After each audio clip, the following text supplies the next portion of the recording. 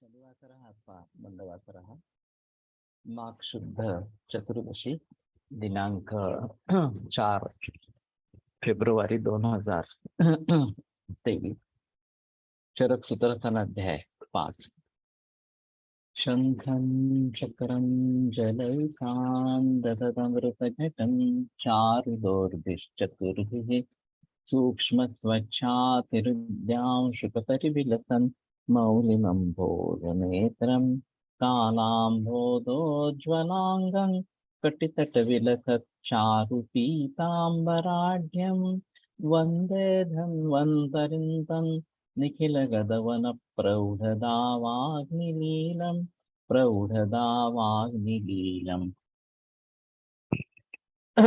बाकी सभी को आवाज आ रही है?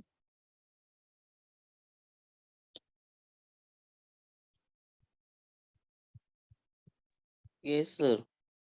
हाँ, ठीक है। तो मनोज फिर से ज्वाइन करो।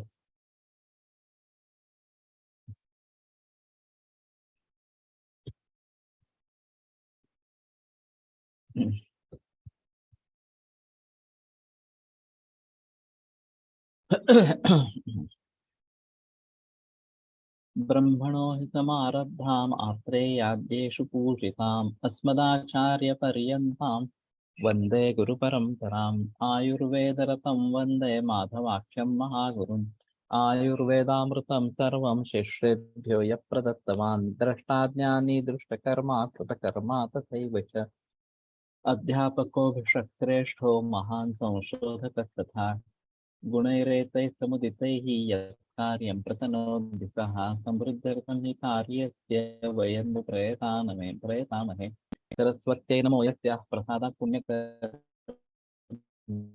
बुद्धिदर्पणसङ्क्रान्तं जगदध्यक्षं ईक्षते आत्रेयं प्रथमं वन्दे आयुर्वेदजगद्गुरुम् आयुर्वेदामृतं सर्वं गृहीत्वा हि सुरेश्वरात् अग्निवेशादिकेभ्यो यत् प्रयच्छत् मुनिसत्तमः प्रथमं तन्त्रकर्तारम् अग्नि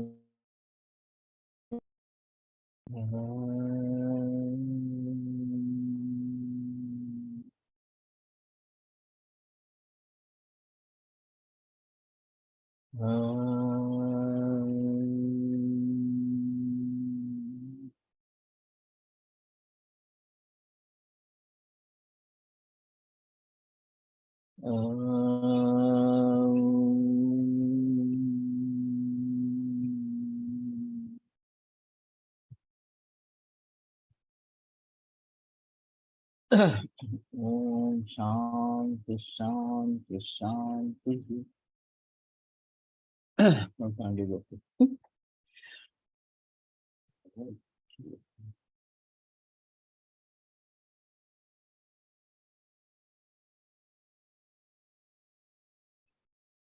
भवन्ति छात्र गुरुपृष्ठभयं तस्मात् तण्डुलान् पृथकान् अपि न जातु भक्तवान् खादेन् मात्रां खादेत् बुभुक्षितः।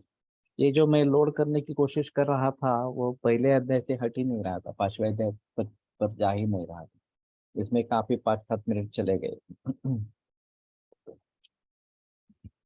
मालूम नहीं है किस प्रकार का प्रॉब्लम। तो गुरु और पृष्ठ में इस प्रकार के तंडुल या पृथक भी मैं जातु भुक्तवान खाते, खाना खाने के बाद नहीं खाना है, मात्राम खादित बुभुक्षितः। और बुभुक्षित व्यक्ति जो है वो मात्रा में ही उसका सेवन करे। अभी नाश्ते में पोहा या उपमा ये कॉमन है और दोनों अच्छे माने जाते हैं कि तली हुई चीजें नहीं है इस प्रकार से। लेकिन पोहा गुरु है, ये बात ध्यान में रखनी है। खास करके इंदौर में मैंने देखा कि पोहा का प्रचलन बहुत ही ज्यादा है इस प्रकार से। और अच्छा अच्छा पोहा मिलता है, ये बात सही है इस प्रकार से। षष्टिका शालिमुद्गांश्च सैन्धवामलके यवान अंतरिक्षम तयः सर्पिः जांगलम बधुशाभ्यते। तो षष्टिक शाली मुद्ग सैंधव अमलक यव खायला पाहिजे का नको पोहा? गुरु है तो कभी कभी खा सकते हैं, अगर अच्छी भूख है तो ही तभी खाना, नहीं तो नहीं खाना, और खाना खाने के बाद नहीं सर 10वा आणि 11वा श्लोक राहिला. है। मेरे ख्याल में हाँ मुझे राहिलं का वल्लुरम शुष्क यही ना। हाँ 10-11 शुष्क शाकानि शालूकानि बिकानि च नाभ्यसेत् गौरवान् मांसं कृशं नैवोपयोजयेत् कूर्चिकांश्च किलाटांश्च शौकरं गव्यमाहिषे मत्स्यांधस्य माशांश यवकांश न शीले। तो किन पदार्थों का शीलन नहीं करना है इसके बारे में बहस की जाती है। वल्लूर, शुष्क मांस, शुष्क शाक, अब ये कसूरी मेथी वगैरह इस प्रकार से मिलते हैं। शालूक, ये कंद का प्रकार है वास्तव में। बिस और गौरवान मांसम, गुरु होने के यदि ये मांस कृष जो है वो कभी भी नहीं योजना करनी है। कुर्चिकांश किलाटांश, कुर्चिका और किलाट ये जो आगे या पीछे हो गया ये सूत्र स्थान के 27वें अध्याय में अ, आहार वर्ग जो भी बताए गए हैं उसमें एक कुर्चिका और किलाट ये बताए गए हैं। मांसं कृशम अपुष्टम रोगात् परत मृगाति संभवम् इत्यर्थः निषिद्धं न गौरवात् इति ब्रुवते। कुर्चिका क्षीरेण समं दधि तक्रम वा पक्वम किलाटा कुर्चिक पिंडा नष्ट क्षीरस्य घनो भागा इत्यादि। ते पनीर वगैरह जो है बोंबिल पण शुष्क मांस आहे का, हो सकता है, उसके बारे में कभी सोचा नहीं गया। इस प्रकार से सॉल्टेड फिश और तली हुई मछली ये काफी कॉमन में है, बोम्बिल भी काफी कॉमन में है, तो शायद ये शुष्क मांस होने के लिए ये नहीं लेना है। तो कुर्चिक पिंड क्षीरण दधि समम दधि तक्रम व पक्वम, दूध के साथ दही या तक्र ये वैसे भी विरुद्ध संयोग है। और कुर्चिक पिंड उसका जो घन भाग है, नष्ट क्षीर से घनो भाग, हाँ ये पनीर अभी जो बनता है ये सब, इसका शीलन तो नहीं होना चाहिए ना, अभ्यस है इस प्रकार से। और बंगाली मिठाई में ठीक है, मी पण आता विचार केला। ओके।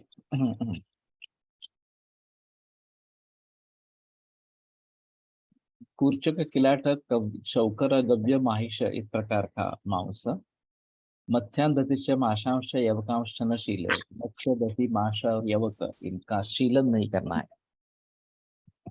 अभी जो कोस्टल एरिया में रहने वाले हैं उनके लिए मत्स्य छोड़ना मुश्किल है और उनको पीढ़ियों से साथ में है, तो वो बात हो सकती है, लेना है माश। पूरे साउथ इंडिया में कर्नाटक, केरला या फिर तमिलनाडु वगैरह वगैरह सभी में माश से बने पदार्थ इस प्रकार से कॉमन है। और वहाँ फर्मेंटेड फूड की आवश्यकता इस प्रकार की होती है, तो ये भी शीलन नहीं करना है, यहाँ पे लिखा है। पुराने जमाने में क्या होता था ये मालूम नहीं है इस प्रकार का, लेकिन अभी कई वर्षों से ये मांस का प्रचलन चालू है इस प्रकार से। व्यवकाश शुंजत शुकधान्य विषय कहा, दूध नासवून पनीर करतात तर ते कायमस्वरूपी विरुद्ध नव्हे का, ये है शीलन से एग्जैक्ट क्या मीनिंग, कि लगातार सेवन करने से सात्य हो जाए इस प्रकार से, तो शीलन लगातार सेवन ये शीलन का मतलब है, और ये तो नहीं करना है। एक आध बार कभी लेते हैं तो ज्यादा आपत्ति इस प्रकार का नहीं होती, आपत्ति इस प्रकार की नहीं होती। ये आगे या ये पीछे सूत्रस्थान 27वें अध्याय में किलाट वगैरह के बारे में बहस की है, वहां उतना वो बुरा नहीं बताएगा जितना कि वाग्भट ने बुरा बताया है इस प्रकार से। शुक्रनिद्रा कफकरा विष्टम्भी गुरु दोषला है, विष्टम्भी गुरु दोषला वाग्भट ने लिखा है, लेकिन चरक में नहीं है ये थोड़ा अजीब इस प्रकार का है। तो वैसे भी पनीर बंगाली मिठाई में जो है वो शुक्र निद्रा कफकर के हिसाब से ठीक है, लेकिन पंजाबी डिशेस में जो पनीर चला गया ये काफी मुश्किल मामला है, और वास्तव में उसका सेवन उस तरीके से नहीं करना है। लेकिन अभी पंजाबी डिशेस में पनीर बहुत ही कॉमन हो गया है, और बार बार अगर बाहर खाना खाते हैं तो ये पनीर चलता रहता है, ये बात ध्यान में रखनी है।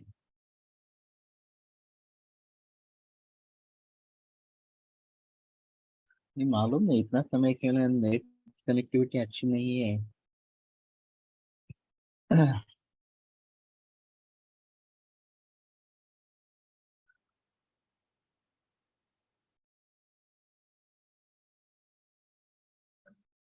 सृष्टिकांशाली मुद्गांश सैन्यमामलके यवान अंतरिक्षम प्रयस्कर्पी जांगलम मधुचाप्यसे।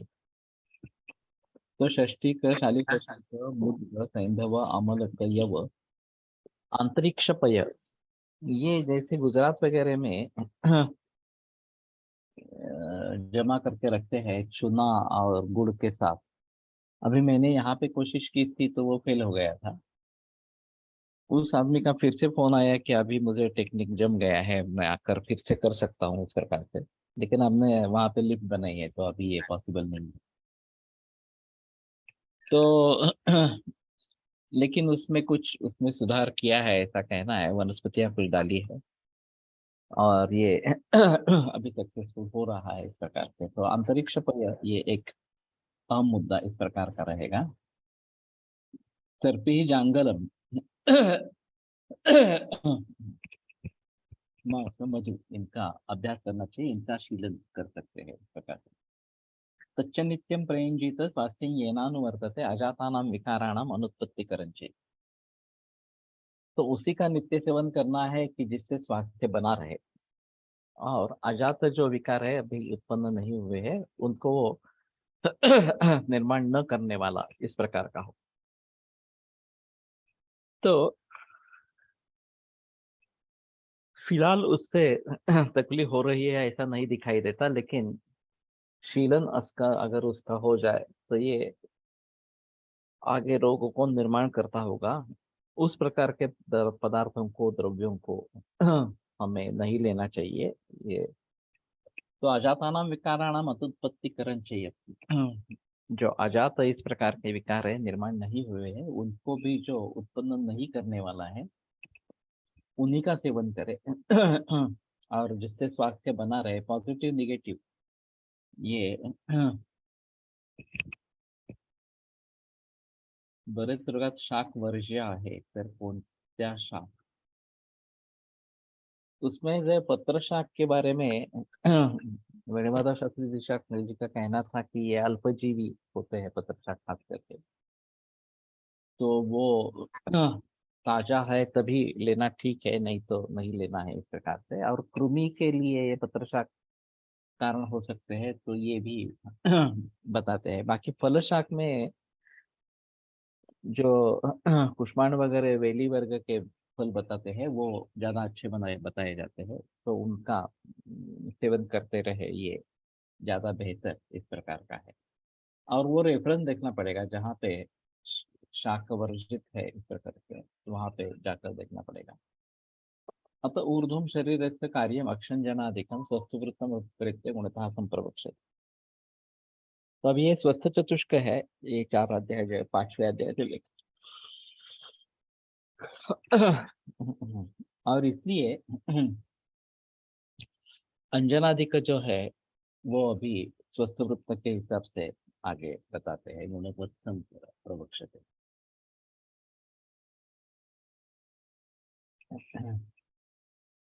सौवीरमंजनम नित्यम हितमक्ष्ण प्रयोजयत पंचरात्रे अष्टरात्रे वा श्रावणार्थे रसांजन। तो सौवीरंजन या सुरमा जिसको कहते हैं, ये नित्यम अक्ष्णो हितम अक्ष्णो प्रयोजयत, तो ये नित्य हित है। और इसका प्रयोग हर रोज करना है, नित्य करना है इस प्रकार से। तो अभी ये सातारा का वैद्य जाधव,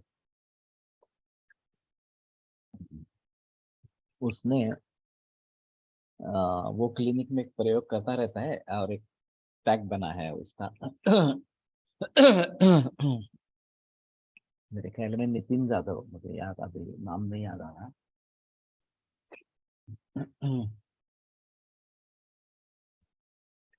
तो ये संविरांजन नित्य करने के लिए वास्तव में अच्छा इस प्रकार का है, और आखाती देशों में इसका काफी प्रचलन भी है। खोजाती सुरमा इस प्रकार से फेमस है। संदीप जाधव, हाँ सच है, संदीप जाधव।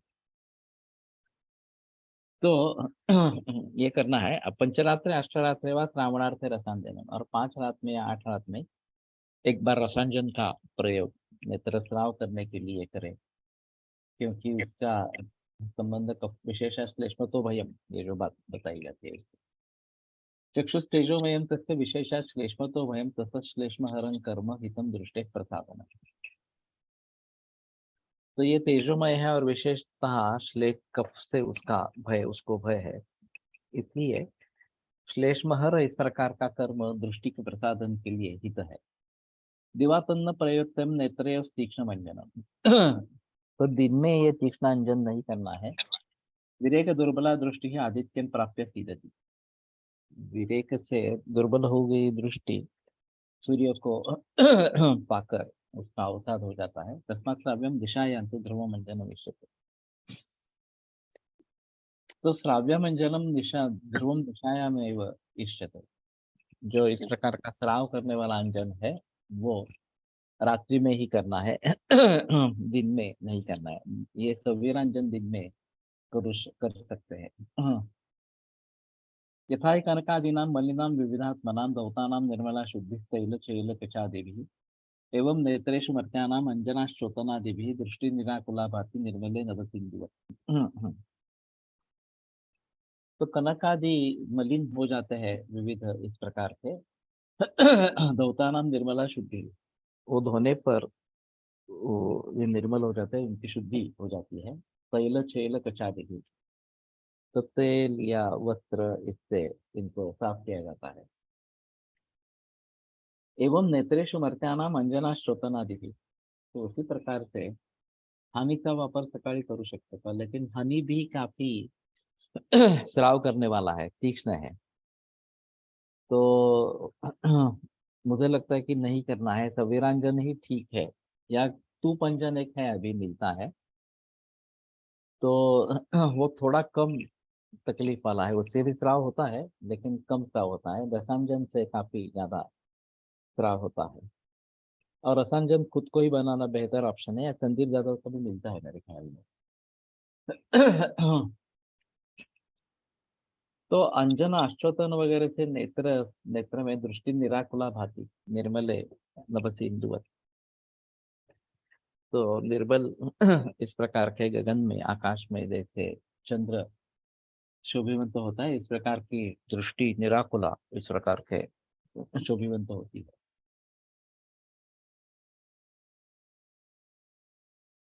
ये बताना मुश्किल है। अभी जाई काजल ये काफी पुराने जमाने से प्रचलन में है इस प्रकार से, और बच्चों को करते रहते हैं इस प्रकार से। ऑप्थेल्मोलॉजिस्ट अभी कहते रहते हैं कि नहीं नहीं, ये काजल नहीं डालना है क्योंकि उसमें अशुद्धि हो सकती है। या ऐसे बताना है जैसे कि खाना अशुद्ध हो सकता है तो खाना मत खाओ, इस प्रकार। अशुद्ध काजल या अशुद्ध तेल का प्रयोग मत करो, ये बताना ठीक है, लेकिन तेल ही मत डालो, काजल ही मत डालो, ये तो मूर्खता है इस प्रकार से। लेकिन इस प्रकार से लोग बताते रहते हैं, खास करके ऑप्थेल्मोलॉजिस्ट की नहीं डालना है इस प्रकार से। तो हमें खुद में ये शुरुआत करनी है पहले, और फिर हमारे रिश्तेदार मरीज इन सभी लोगों तक ये पहुंचाना इस प्रकार का है। पुराने जमाने में भीमसेनी कापूर उसको जला के उसका जो काला हिस्सा मिलता है उसको घी में घीस के अंजन किया जाता था बालकों को। वो भी अच्छी चीज है इस प्रकार से। बाजारात काजळ म्हणून मिळते ते काजळीपासून बनवलेले असते का? ये भी मुझे भी मालूम नहीं है। ये काजळी जो है वही बेहतर ऑप्शन है। तो भीमसेनी कपूर जला के उसकी कज्जली जो है इकट्ठा करते हैं और उसको घी में घीस के काजल बनाते हैं। ये प्राचीन तरीका है और घरेलू तरीका है। तो ये भी एक अच्छा ऑप्शन इस प्रकार का है। तो अभी मुझे लगता है कि काय चिकित्सा के बारे में हम काफी सजग होते हैं, परहेज के बारे में सजग होते हैं, लेकिन ये नेत्र कर्ण नासा वगैरह के बारे में हम उतने सजग नहीं होते हैं। और स्वस्थ वृत्त के हिसाब से उसके लिए जो भी करना है वो नहीं कर रहे हैं। वैसे भी स्वस्थ वृत्त अंजन नस्य वगैरह जो चीजें नित्य रूप से करनी है वो भी नहीं की जाती, वैद्यों के द्वारा भी नहीं की जाती। तो बाकी लोगों की बात छोड़ो। तो उसके लिए समय निकालना जरूरी इस प्रकार का रहेगा। वैसे इन चीजों में ज्यादा समय नहीं जाता है, फिर भी जो भी 1-2 मिनट जाते होंगे वो देने जरूरी इस प्रकार के रहेंगे। और हम ही अगर हमारी सुरक्षा के बारे में सजग नहीं होंगे तो मुसीबत का मामला हो जाएगा। और बचपन से अगर ये आदत डाली जाती है तो ज्यादा बेहतर इस प्रकार का रहेगा। तो ये करना जरूरी इस प्रकार का होगा। हरेणुकाम प्रियंगुंच पृथ्वीकां केशरम नखम श्रीबेरम चंदनम पत्रम त्वगैलो क्षीर पद्मकम ध्यामकम मधुकम मांसु गुग्गुलु गुग्गुलु अगरु शर्करम नगरोदोदुम्बराश्वत्थ प्लक्ष लोद्रत्वच शुभाः वन्यं सर्गरसं वृत्तं शैलेयं कमलोत्पले श्रीवैष्टकं शल्यकिंच शुकबर्हम् अथापि च पिष्ट्वा लिम्पेच्छरे शीकां तां वर्तिं व्यवसन्निभाम् अङ्गुष्ठसन्मितां कुर्यात् अष्टाङ्गुलसमां दशक् दृष्टां निगर्भां तां वर्ति धूमनेत्रार्पितां नरः नेहाक्ताम् अग्निसंपृष्टां पिबेत् प्रायोगिकीं सुखाम्। इसके बीच में कुछ लोग चला गया है क्या धूम्रपान के बारे में? 18, 19, 15, 16 तो धूमवर्ती के बारे में बात की गई है। तो इस प्रकार से ये धूमवर्ती बनानी है। ये भी हमारे हाथ से अभी छूट गई है। तो प्रायोगिक धूम्रपान करना चाहिए इस प्रकार से। और मैंने घर पे एक बार बनाई थी।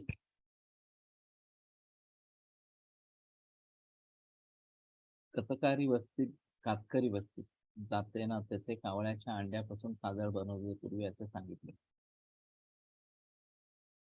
बर अप्थल्मोलॉजिस्ट अंजन से लैक्रिमल डक्ट ब्लॉक हो जाना बताते हैं। लेकिन मुझे नहीं लगता, ये कुछ बच्चों में अगर इस प्रकार का होता है तो उसका कारण ढूंढ लेना है। Generally lacrimal duct duct block होने का कारण कफ है और कफकारक पदार्थों का सेवन इस प्रकार का होता रहता है, तो शायद ये बात बनेगी। लेकिन इसका मतलब ये नहीं होना है कि उसका प्रयोग ही नहीं करना है इस प्रकार से। और एक अजीब बात है डाइक्रोसिस्टाइटिस, ये जो पुयालस इस प्रकार की कंडीशन होती है, इसमें हेमोग्लोबिन का उपयोग होता है। ये भी थोड़ा अजीब है। तो बाकी समीरपंद वगैरह का उपयोग नहीं होता है, लेकिन हेमोग्लोबिन उसमें काम करता है। तो ये रुद्रोग जैसी चिकित्सा करनी है, ऐसा थोड़ा सा उसका रहेगा। तो ये प्रायोगिकी धूम्रपान इस प्रकार का करना है। अभी धूमवर्ती बाजार में मिलती है नहीं मिलती है तो मुझे पता नहीं है। हमने एक बार ये बनाई थी इस प्रकार के। लेकिन वो भी कुछ दिन तक चली रही, इसका प्रयोग बंद हो गया। गणेश बारात ने एक घर पे बनाई थी यहाँ पे हमारे यहाँ।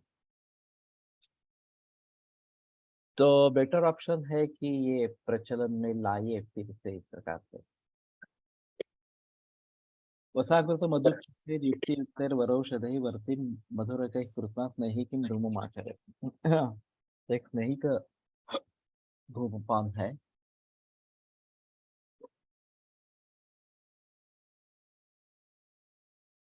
शार्क टैंक में एक आयुर्वेद व्यक्ति धूमवर्ती के प्रोजेक्ट लेके आए थे, पर वे ठीक से एक्सप्लेन नहीं कर पाए तो गलत मैसेज गया सोसाइटी में। शार्क टैंक ये क्या है? टीवी का एंटरप्रेन्योरशिप प्रोग्राम। अच्छा।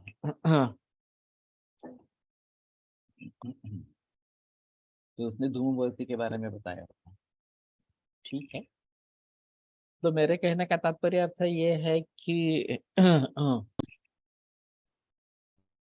खास करके जतुर्धन कफवातत्व विकाराणाम अजन्मने उच्छेदाय च जातानाम पिबेद धूम सदात्मवान, ये बात बताई गई और ये हमारे हाथ से छूट गया है। अभी केवल वमन के बाद एक धूमपान करवाते हैं, बाकी वैसे रेगुलर रूप में धूमपान नहीं किया जाता। तो ये प्रचलन में लाए। वसाकृत मधुच्छिष्ट ही युक्ति युक्त ही वरौषध ही और श्रेष्ठ औषध होते। मधुरक विशेषण मधुरकाने जीवनी आणि जीवकर्षकावधी वर्ती ही मधुरक ही कृत्वा स्नेहिकीं धूममाचरे। तो स्नेहिक धूमपान इस प्रकार का बताया गया है, तो ये भी अच्छा रहेगा।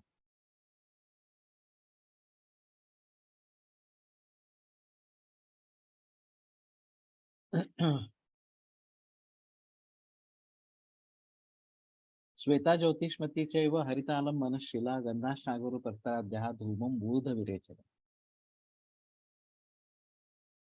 फैले द्रव्य है। मुझे तो याद नहीं है,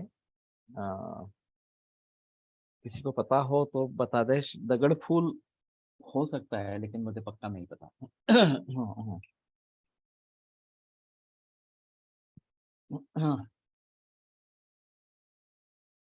तो श्वेता ज्योतिष्मती हरिताल मनशिला गंधाशागुरु पत्राद्या धूमम मूर्ध विरेचन। गुड़ का मुझे मालूम नहीं है, किसी को अगर पता है तो बता दे। पहले क्या है इस प्रकार से। तो मूर्ध विरेचन जहाँ कफ का प्राधान्य इस प्रकार का है और विरेचन करवाना है मूर्ध से, वहाँ ये ज्यादा अच्छा इस प्रकार का होगा।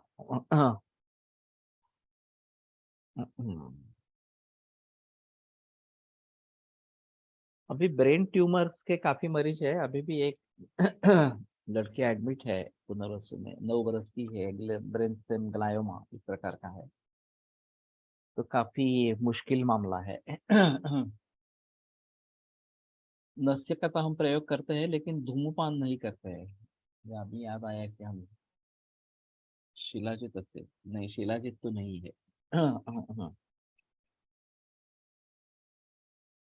सिर्फ शिला या जतु इस प्रकार से या शिला जतु नाम से बताया जाता है। तो थोड़ा ढूंढ दो क्या है इस प्रकार से। तो मूर्ध विरेचन कफ प्रधान अवस्था में करना है। तो मैं थोड़ा सा इसके बारे में भी सोचूंगा, क्योंकि ब्रेन ट्यूमर काफी है। चाहे मेनिंजियोमा हो, चाहे एस्ट्रोसाइटोमा, ग्लायोब्लास्टोमा और ये ब्रेन स्टेम ग्लायोमा वगैरह इस प्रकार से। तो इसमें धूमपान के बारे में जरूर सोचना है।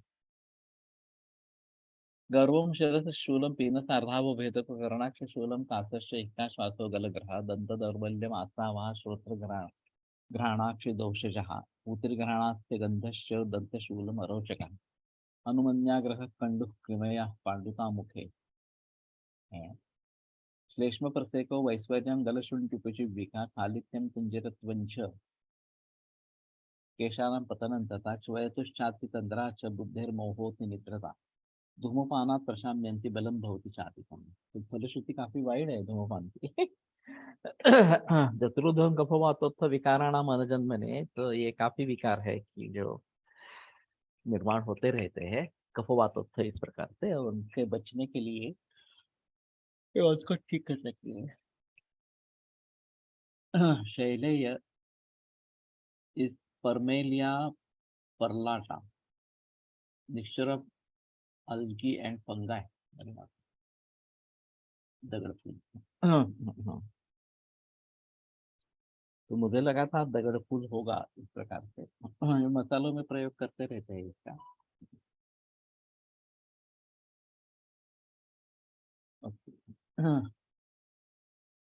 शिरोर्ह कपालानाम् इन्द्रियाणां स्वरस्य च न च वातकफात्मानो बलिनोऽपि ऊर्ध्वचतुर्जाः धूमवक्त्रपानस्य व्याधयस्य शिरोगता। तक प्रिवेंटिव एस्पेक्ट के हिसाब से इसका काफी महत्व है। तो शायद हमें इन सभी के बारे में सोचना पड़ेगा धूमपान को प्रचलन में लाने के लिए। कम से कम प्रायोगिक स्नेही के धूमपान तो करना है प्रिवेंटिव एस्पेक्ट से, और रोग जो है तो फिर ये विरेचन धूमपान इस प्रकार का करना है। ये नाक से लेना और मुंह से छोड़ना, ये बात है। आपाना स्त्रे इस प्रकार से 3-3 बार इस प्रकार से करने हैं। तो मुझे लगता है कि इसको प्रचलन में लाना जरूरी होगा। धूमवर्ती मिलती है क्या?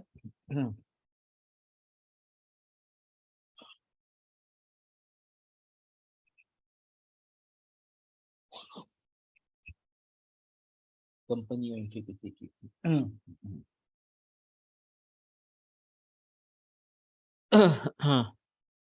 शार्क टैंक में अगर ये आया होगा तो शायद मार्केटिंग होगा उसका।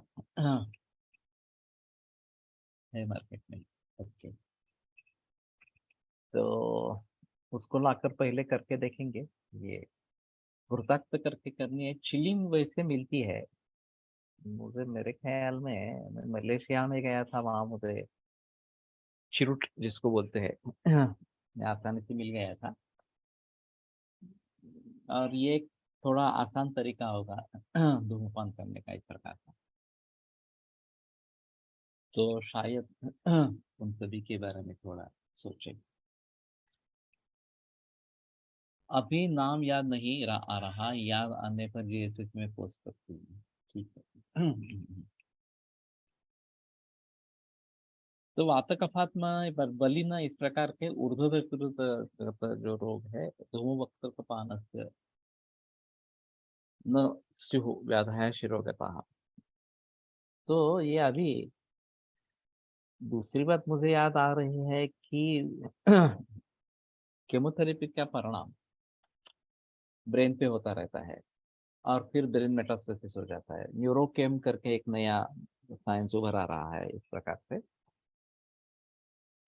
और केमोथेरेपी चल रही है और फिर बाद में ब्रेन मेटास्टेसिस हो जाता है। तो एलोपैथी तो अभी मानने लगे कि केमोथेरेपी का दुष्परिणाम इस प्रकार का है। तो जहां जहां केमोथेरेपी चालू है वहां बीच में ये देना जरूरी रहेगा, धूम्रपान देना जरूरी रहेगा। नस्य और धूम्रपान देना चिलीमध्ये डायरेक्ट चूर्ण ठेवून धूम्रपान करता येते का? येस।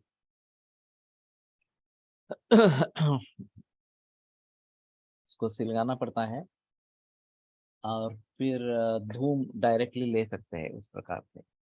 वैसे हमारे यहाँ जो हुक्का गुड़गुड़ी का यंत्र है ग्रंथों में वर्णित, और ये लखनऊ वगैरह में मिलता है, फिर भी आज भी मिलता है। तो ये जो उसकी तीव्रता कम हो जाती है इस प्रकार से जब आता है, तो वो बेहतर चॉइस है। कुछ सालों पहले निर्दोष नाम से आरती आती थी धूम्रवर्ती, अभी भी आती क्या देखना पड़ेगा। उस नाम से नहीं आते, दो तरीके के हैं अभी। एक बीड़ी आती है और एक निर्दोष करके सिगरेट से जैसी आती है। तो जो निर्देश नाम से नहीं है, दूसरे नाम से अभी सिगरेट मिलती है। मुझे नाम याद नहीं, लेकिन यहाँ पे अवेलेबल है मनतरनिका या फिर इन माधव में। और ये बीड़ी जो बनाते थे ये मवी फड़के भी बनाते थे। हमारे यहाँ दीपा पापट है उसके पिता। तो उनकी भी बीड़ी आती थी इस प्रकार से। मैंने काफी बार उसका प्रयोग किया है। अभी मालूम नहीं कोई बनाता है या बीड़ी नहीं बनाता है इस प्रकार से, लेकिन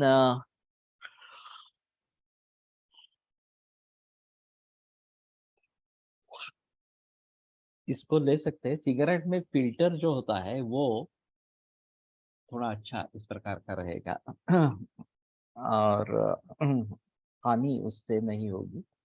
या फिर हमारी जो धूमोवर्ती की कल्पना है घृताक्त करके वो प्रयोग में लानी है इस प्रकार से। ये डायरेक्ट प्रयोग हो सकते हैं। हुक्का गुड़गुड़ा में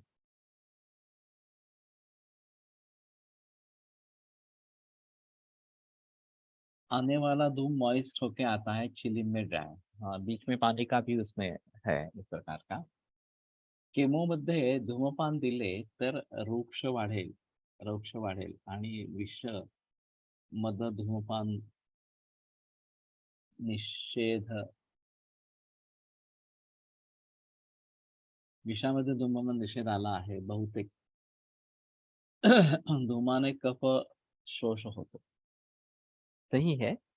लेकिन स्नेहाक्त प्रायोगिक इस प्रकार के अगर प्रयोग करेंगे तो रूक्षता का संबंध नहीं रहेगा, और शायद विषग्न द्रव्यों का प्रयोग करें, ये भी एक बात हो सकती है कि जिससे जहरीला परिणाम न हो।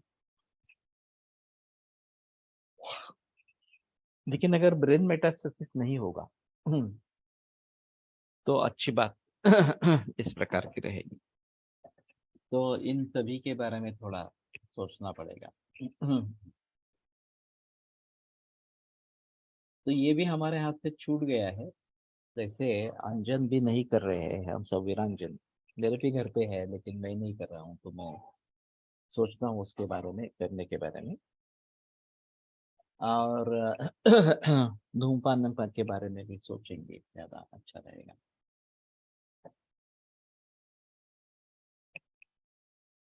तो फलश्रुति काफी वाइड है धूमपान की, तो देखना जरूरी इस प्रकार का होगा।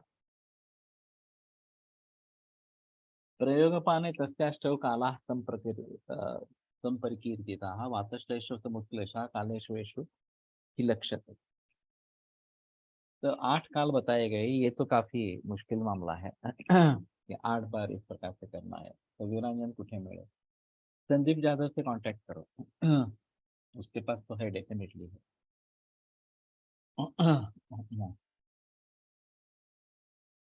तो वातश कफ समुत्क्लेश इन कालों में होता है। स्नात्वा भुक्त्वा समुत्लिख्य क्षत्वा दंतान निगृह्य च नावनांजन निद्रांत आत्मवान धूमपोपिते।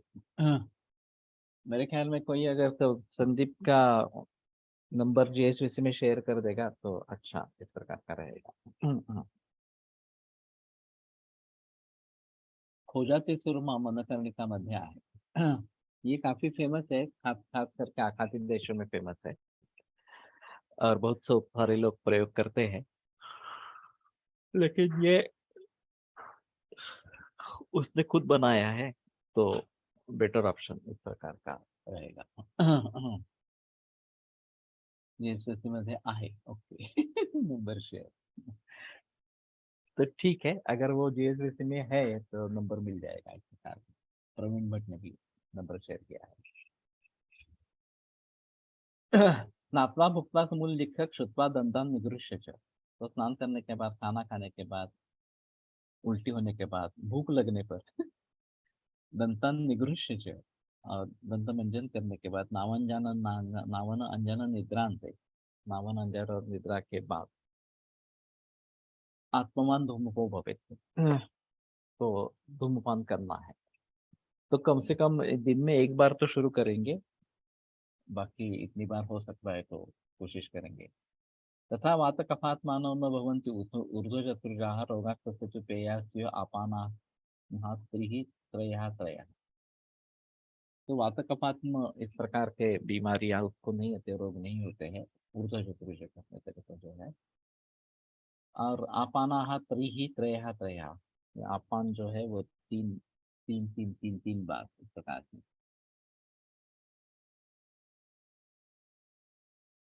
स्त्रीन स्त्रीन अभ्यमानं कृत्वा विश्रामः अंतरात् कर्तव्यः। तो 3-3 करने के बाद बीच में थोड़ा रुकना है और फिर करना है इस प्रकार। एकैकस्मिन् स्नानादि धूमपानकाले त्रिः इति आवृत्तित्रयं कर्तव्या, त्याच्या आवृत्तित्रयेपि त्रिधा त्रिधा कर्तव्या। एकैकस्मिन् धूमपानकाले नवधूमाभ्यवहारात् मोक्षाः कर्तव्या। 9 बार करना है। 3-3 करने के बाद थोड़ा रुकना है और फिर दूसरे 3 बार करना है वगैरह वगैरह इस प्रकार से ये बताया जाता है। तो ठीक है। तो मैं समझता हूँ कि इसको प्रचलन में लाना जरूरी इस प्रकार का रहेगा। परम द्विकाल पायित्याद अह कालेषु बुद्धिमान प्रयोगे स्नेहिके त्वैकं विरेचन चतुष्पिबे उत्कंठेन्द्रिय संशुद्धिर्लघुत्वं शिरसश्रमः यथेरितानां दोषाणां सम्यक् पितस्य लक्षणम्। तो ज्यादा से ज्यादा 2 काल में ही प्रयोग करना है। तो ये जो 8 काल बताए उसमें से 2 काल ही एक्चुअली करना है, 8 बार नहीं करना है। ये बात ज्यादा से ज्यादा 2 काल, तो एक बार भी कर सकते हैं। अन्न कालेश बुद्धमान दिन में इस प्रकार से। रेटाइनल थिनिंग के लिए कोई अंजन, ये मुझे नहीं लगता। मुझे लगता है कि तर्पण ही ठीक रहेगा। थिनिंग है तो अंजन का प्रयोग, तो वीरांजन के बारे में सोच सकते हैं, लेकिन पाद अभ्यंग और नेत्र तर्पण ये ज्यादा फायदेमंद इस प्रकार के हो गए, और अभ्यंतर चिकित्सा भी महत्वपूर्ण इस प्रकार की रहेगी। प्रवीण भट्ट, तुम्हारा कुछ अनुभव है तो बताओ।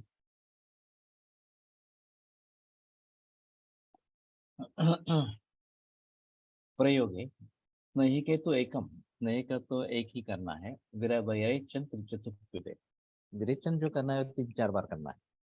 ये थोड़ा अजीब है क्योंकि इसके विरेक दुर्बल दृष्टि आदित्यम प्राप्य सिद्धति तो दिन में नहीं करना है इस प्रकार का ही बताया है। तो रात में करना पड़ेगा या सुबह सूर्योदय से पूर्व इस प्रकार से करना पड़ेगा। गुणे शास्त्री जसद भस्म शतधावत कृतात्म अंजन, दर्पण का अच्छा उपयोग होता है। तो ये तो नहीं किया गया है शतत गुरुत से जसत का अंजन इस प्रकार से। तो देखना चाहिए प्रयोग करके इस प्रकार से। तो मुझे लगता है कि हम कर नहीं रहे हैं तो शुरू करें, ये तो एक बात रहेगी। और फिर आगे कैसे बढ़ाएंगे रुग्णों में किस प्रकार से बताएंगे। ये नस्य बताया जाता है लेकिन धूमपान नहीं बताया जाता, ये बात सही है। तो उस दृष्टि से धूम्रपान का प्रचलन बढ़ाना ये आवश्यक इस प्रकार का रहेगा। रुत्कंठ इंद्रिय संशुद्धि लघुत्वम शिरसश्रम, लघुत्वम शिरसा सर हल्का होना, और यथेरिता नाम दोषाणाम सम्यक पित्त का लक्षण। तो यथेरित जो दोष है उनका शमन होना ये सम्यक पित्त का लक्षण इस प्रकार का है। तो ये देखकर वहां पे रुक जाना है।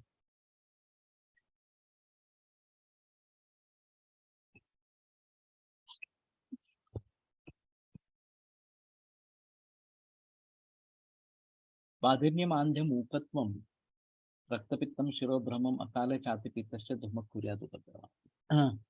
नेत्ररोगामध्ये प्रिव्हेंटिव्ह मेजर्स जास्त आवश्यक आहेत। प्रतिमर्श नसते आणि तर्पण अंजन नित्य केले पाहिजे। सही है, सभी के लिए प्रतिबंधात्मक उपाय होने ही है। अभी हम मान लेते हैं कि रिफ्रैक्टिव एरर होती है 40 बरस के बाद, लेकिन ये हमारे हिसाब में अगर तिमिर रोग है तो उसको टालने के लिए शुरू से प्रयास होने चाहिए और बाद में भी ट्रीटमेंट होनी चाहिए। अभी सिर्फ हाई मायोपिया या फिर प्रोग्रेसिव मायोपिया, इसी में ट्रीटमेंट के बारे में सोचा जाता है। बाकी चश्मा लगा लेते हैं और बस उसी से काम हो जाता है, ऐसा मानते हैं। तो ये ठीक नहीं है वास्तव में इस प्रकार से। अगर अकाल और अतिपीत इस प्रकार का धूम हो जाएगा तो बाधिर्य आंध्य, मूकत्व, रक्तपित्त, शिरोभ्रम, ये इस प्रकार के उपद्रव उसमें होंगे. Once retinal pathology starts, then it's difficult to cure because of blood retinal barrier. हाँ, वैसे prevention is better than cure, ये तो सभी जगह है. तो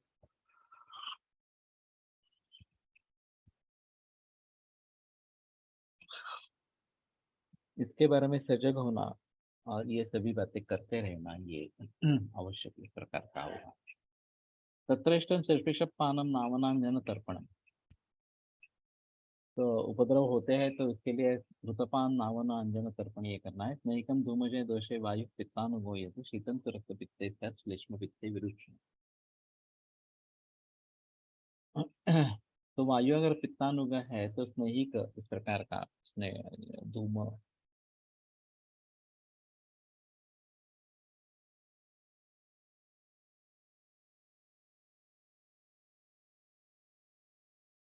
स्नेहिक क्या है? अंजन वगैरह इस प्रकार का है क्या? नावनांजन तर्पण स्नेहिकम कर स्नेह कृतं कर्तव्य. शीतम तो रक्त पित्ते से रक्त पित्त में शीत करना है और श्लेष्म पित्ते विरूक्षण और कफ और पित्त में विरूक्षण इस प्रकार का करना है.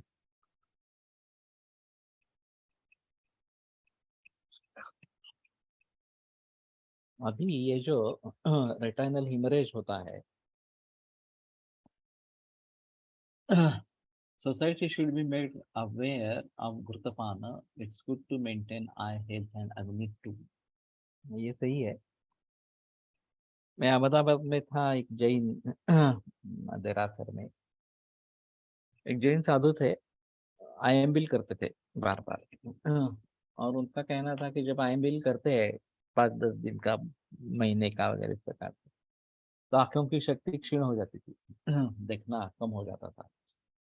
और भी फिर वो बंद करके जब नॉर्मल आहार लेंगे, उसमें घी लेंगे, तो फिर से दृष्टि सुधर जाती है. तो मैंने कहा क्यों करते हो, फिर मत करो, तुम्हारे गुरु से अनुमति ले लो, क्या बिल मुझे नहीं करना है, तुम्हारे सेहत के लिए अच्छा नहीं है इस प्रकार से. इसके लिए काफी मुश्किल मामला इस प्रकार का है.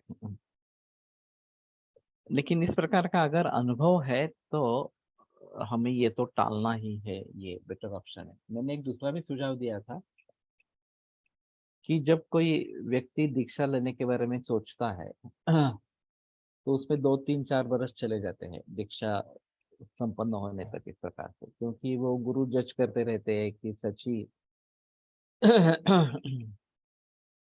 इसको दीक्षा लेनी है नहीं लेनी है, आसक्ति छूट गई है क्या संसार से वगैरह वगैरह इस प्रकार से.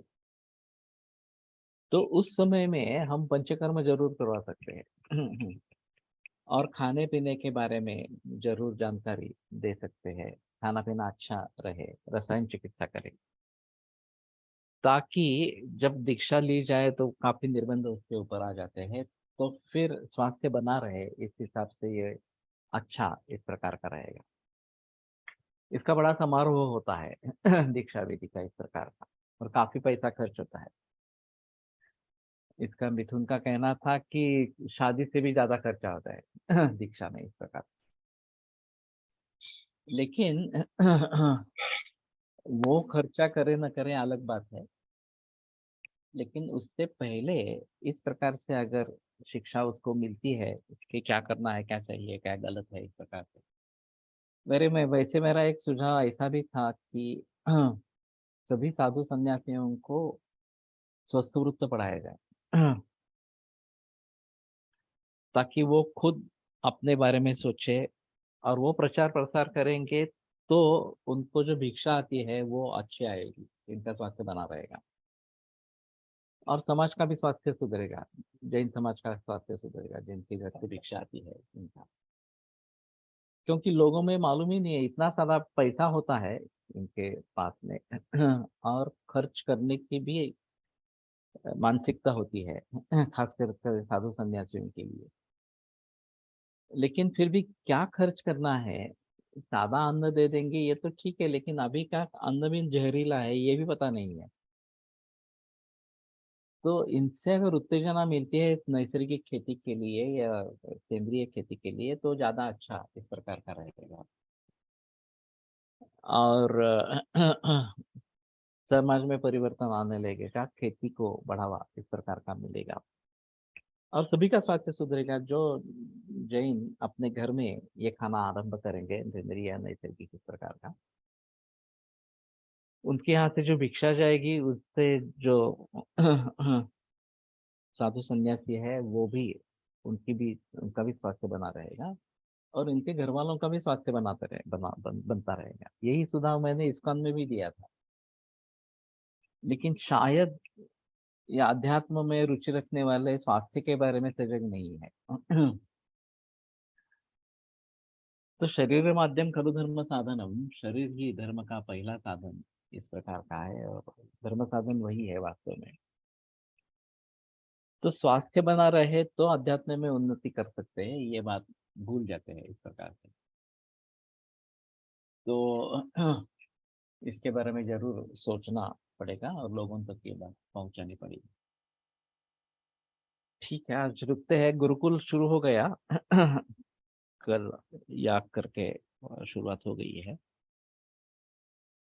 अभी कुछ छात्रों की परीक्षा या फिर उनका इंटर्नशिप शुरू होता है तो उसका ट्रेनिंग है वगैरह, उसके बीच में जाना पड़ेगा और ऐसी कुछ आपत्तियां हैं। कुछ छात्रों की परीक्षा चल रही थी, आज खत्म होने वाली है तो वो आज ज्वाइन होंगे इस प्रकार से। लेकिन ठीक है, माहौल अच्छा है, ये बात सही है इस प्रकार से। और आप में से जो लोग जुड़ गए हैं इसमें वो एक अलग बात होगी पढ़ाने के लिए। बाकी जो लोग जुड़े नहीं हैं वो जुड़ने के बारे में जरूर सोचें और वेदर स्कॉलर से संपर्क करें, ज़्यादा अच्छा रहेगा। या अभी ये सचिन एरंडे और शिप्रा क्षीर सागर ये अभी ज़्यादा इसमें काम कर रहे हैं। तो ठीक है, आज रुकते हैं, कल आगे बढ़ेंगे। आयुर्वेद प्रकांडो निगदित इह हि शल्यतंत्र प्रधानः शिष्येभ्यः शाश्वतोऽयं निखिल जन कृपा व्याप्त चित्तेन येन आयुर्वेदस्य वाञ्छन् पुनरपि भुवने तां चतुष्टु प्रतिष्ठां श्रेष्ठं धन्वन्तरिं तं प्रणमति च सदा वैद्यवर्गो हि नूनम्, वैद्यवर्गो ही नूनम। ये अच्छा है, तुम जा रहे हो तो शुरुआत तो होनी चाहिए।